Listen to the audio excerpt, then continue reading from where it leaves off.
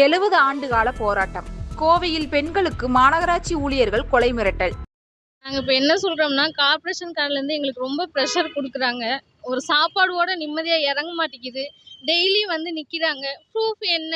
Corporation கார்லேருந்து வாரீங்களே, ID card எங்கன்னு கேட்டால் காலை உடச்சிடுவேன், கையை உடச்சிடுவேன், வெட்டி போட்டுருவேங்கிறாங்க. எங்களுக்கு நிம்மதியாகவே இருக்க முடியல.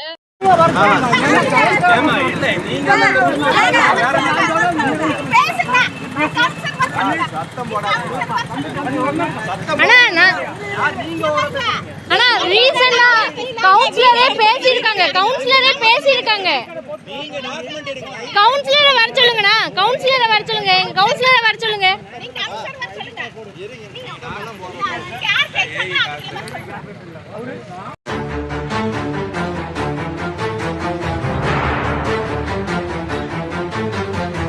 எங்கன்னு கேட்டா காலை உடச்சிடுவேன், கையை உடச்சிடுவேன், வெட்டி போட்டுருவேங்கிறாங்க.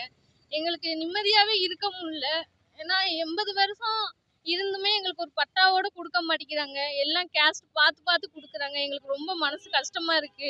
கார்ப்பரேஷன் கார்டுல இருந்து கடையை இடிக்க வரும்போது உள்ள ஒரு 2 பிஞ்சு குழந்தைங்க இருக்காங்க. அதுவோட தெரியாம இடிக்க வராங்க. வயசானவங்க இருக்காங்க. சொல்லாம கொள்ளாம 5 நாள் இடிக்கிறேன்னு சொல்ல வந்தவங்க 2 நாள் எப்படி இடிக்க முடியும்? அது கேள்வி கேட்டதுக்கு எங்களை கையை வெட்டிடுவேங்கிறாங்க. இன்ன வரையும் எங்க கவுன்சிலர் வந்து பார்க்கவே இல்லை. எங்களுக்கு சப்போர்ட் யாருமே இல்லை. இது கண்டிப்பா சிஎம் அண்ணா பார்க்கணும். எங்களுக்கு ஒரு நீதி கிடைக்கணும். எங்களுக்கு பட்டா கண்டிப்பா வேணும்.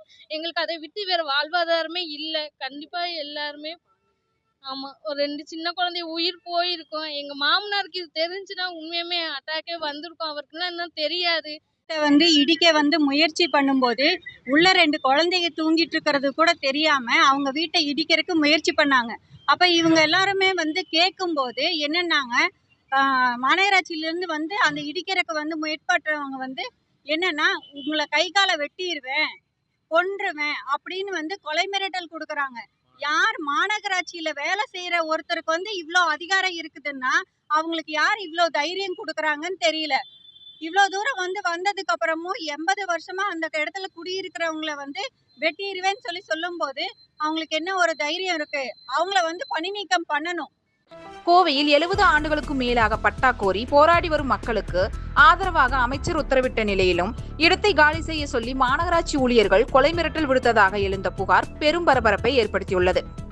கோவை நஞ்சுண்டாபுரம் பகுதியில் 3 தலைமுறைகளாக 100க்கும் மேற்பட்ட குடும்பங்கள் வசித்து வருகின்றன.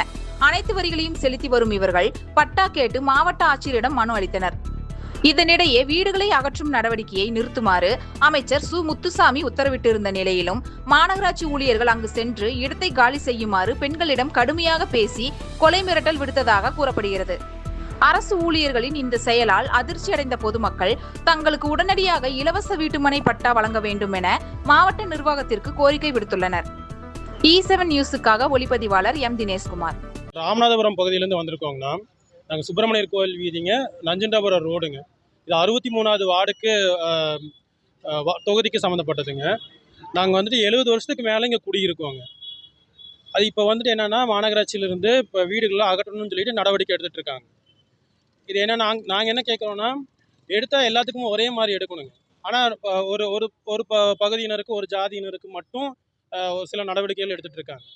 அதுதான் நாங்கள் கேட்குறோங்க. இப்போ எங்களுக்கு 70 வருஷமாக இருக்கிறோம். நாங்கள் குடிநீர் வரி கட்டிகிட்டு இருக்கோங்க, சொத்து வரி கட்டிகிட்டு இருக்கோம், பீமா ரசீது இருக்குங்க, கரண்ட் பில்லேருந்து எல்லாமே இருக்குங்க, குடும்ப அட்டையிலேருந்து எல்லாமே இந்த அட்ரஸில் தான் நாங்கள் இருக்கோங்க. எங்கள் அப்பா காலத்துலேருந்து இப்போ நாங்கள் எங்கள் பிள்ளை காலத்துலேருந்து இப்போ 70 வருஷத்துக்கு மேலே ஆச்சுங்க.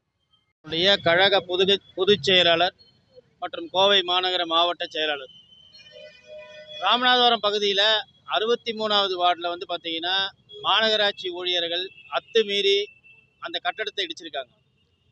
இதுக்கு என்ன காரணம்னு ஆராயும் போது, அந்த இடத்துக்கு நம்ம போய் ஆராயும் போது மாமன்ற உறுப்பினர் மதிப்புக்குரிய சாந்தி முருகன் அவர்கள் என்ன பண்ணுறாங்கன்னா, அவங்களுடைய தூண்டுதல் பேரில் தான் மாநகராட்சி ஊழியர்கள் அதை இடிச்சிருக்காங்க.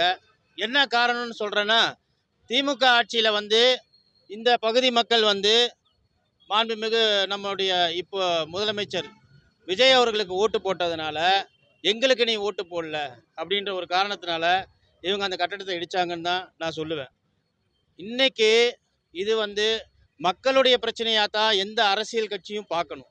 ஆனால் தனிப்பட்ட அவங்க தனிப்பட்ட பிரச்சனைக்கு மக்களை வந்து அந்த பிரச்சனையில் உள்ளாக்கக்கூடாதுன்றது என்னுடைய வேண்டுகோள்.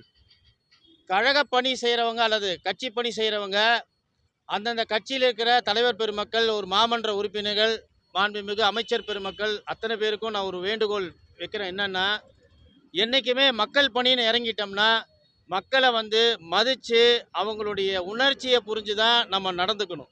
எவ்வளோ பெரிய பதவியில் இருந்தாலும் மக்களுடைய நிலைப்பாட்டை எண்ணி தான் இன்றைக்கி எல்லாமே நடக்குது.